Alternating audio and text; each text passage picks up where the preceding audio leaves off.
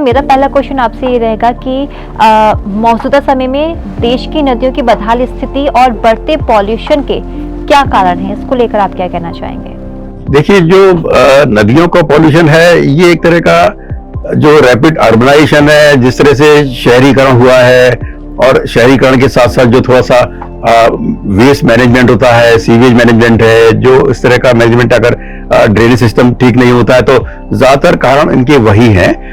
हम अगर बात करें अपने आगरा की, यमुना की या गंगा की, तो यमुना के बारे में हम कह सकते हैं जो मुख्य कारण वो ये है कि जो शहर का जितना भी वेस्ट है, जो वेस्ट डोमेस्टिक वाटर होता है जो ऊपर सरफेस से जाता है, हम लोग इस्तेमाल करते हैं रोजमर्रा के उसमें, और दूसरा जो सीवेज होता है वो है। तो इस तरह की जो गंदगी है, ये सीधे सीधे अगर यमुना में चली जाएगी या एसटीपी के थ्रू ही जा रही है। आजकल सरकार ने काफी कुछ ऐसा किया है कि एसटीपी के जरिए साफ होके जाते हैं। तो आगरा की बात कर रहे हैं या दिल्ली से शुरू होते हैं, क्योंकि दिल्ली से पहले यमुना इतनी खराब नहीं है। हरियाणा के बाद दिल्ली से ही खराब है। दिल्ली में भी आगरा जैसा ही हाल है, बहुत खराब हाल है। वजह सिर्फ ये है कि काफी कुछ शहर का सीवेज, डोमेस्टिक वेस्ट सीधा सीधा गिर रहा है नालों के जरिए, चाहे दिल्ली हो, चाहे मथुरा हो, चाहे आगरा हो। ये बहुत बड़ा मुख्य कारण है। और इसके अलावा जो एसटीपी के जरिए गिर रहा है, वो भी पूरा शोधन या पूरा ट्रीट नहीं हो पा रहा, वो भी करीब पार्शियली ट्रीट हो पा रहा है, तो उसमें से भी आधी गंदगी वापस जा रही है। दूसरा मुख्य कारण ये है कि जगह जगह आजकल डैम बन जाते हैं। तो डैम बन गए, जैसे आगरा से पहले डैम मथुरा में बन गया, उनसे पहले दिल्ली में बन गया।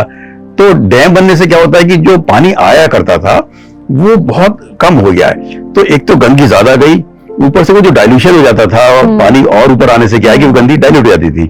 तो अब वो नहीं हो पा रही। अब ये समझ लीजिएगा, अगर बरसात को छोड़ दें तो बाकी टाइम यमुना बिल्कुल नाला बन जाती है। और इस स्थिति होने से, जो गाढ़ा होने से या उसका फ्लो कम होने से, जो एक मिनिमम इफेक्टिव फ्लो होता है वो कम होने से जो दूसरा नुकसान हुआ जलचर को। जो पानी के जो होते हैं, मछलियां होते हैं, जो अपने कछुए होते हैं, ये सारी लाइफ खत्म हो गई हमारे आगरा में। और इतनी गंदी हो गई है, इतनी गंदी हो कि पानी पीने लायक, ह्यूमन कंजम्पशन के लायक भी नहीं है। इसको एजेंसी ने डिक्लेयर कर रखा है, गवर्नमेंट एजेंसी ने, कि भाई ये पीने लायक नहीं है। इस पानी को आप केवल कमर्शियल यूज के लिए या पार्क के लिए या कोई इंडस्ट्री यूज कर सकते हैं। एग्जैक्टली, इससे कई सारी बीमारियां भी फिर उत्पन्न होती हैं। पूरा ह्यूमन हेल्थ इससे जुड़ी है, क्योंकि फीकल आ रहा है, जो मल आ रहा है वो सबसे ज्यादा हानिकारक होता है। तो लाइफ एक्चुअली यहाँ खत्म हो गई है। वो नदी हमारे लायक नहीं रही। बड़े अफसोस की बात है कि इतनी अच्छी नदी होने के बावजूद भी हम अपना पानी के लिए गंगा पर निर्भर हैं। अब गंगा से पानी आ रहा है बुलंदशहर से पाइपलाइन के जरिए, और हमारे पास इतनी अच्छी नदियां हैं और उसका हम पानी नहीं पी पा रहे हैं। अफसोस होता है बात सुन के। और ये और डबल अफसोस होता है कि बरसात में भी नहीं पी पाते पानी। अगर आप देखेंगे, बरसात में जब लबालब नदियां बह रही हैं आगरा में, तब भी आपका 1/3 पानी शायद मिल रहा होगा यमुना से, बाकी गंगा से आज भी ले रहे होंगे। तो ऐसे क्या कारण है हम नहीं ले पा रहे?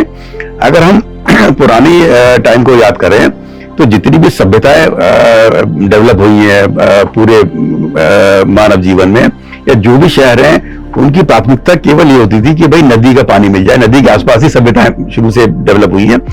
राजा महाराजा सब लोग ज्यादातर पानी के आसपास ही अपना कुछ बनाते थे, वही शहर विकसित हुए। शायद यही कारण रहा होगा। तो अब वो सभ्यताएं इसलिए होती नहीं कि पानी को पी सके। जी बिल्कुल। और यहाँ उल्टा हो रहा है कि सब हम पानी में अपना मलमूत्र डिस्चार्ज कर सके, इसलिए नदी का इस्तेमाल हो रहा है। तो ये बहुत खराब बात है। मन खराब होता है इसको देखिए कि हम नेचर को किस तरह से ट्रीट कर रहे हैं आज रिवर्स वे में। एग्जैक्टली।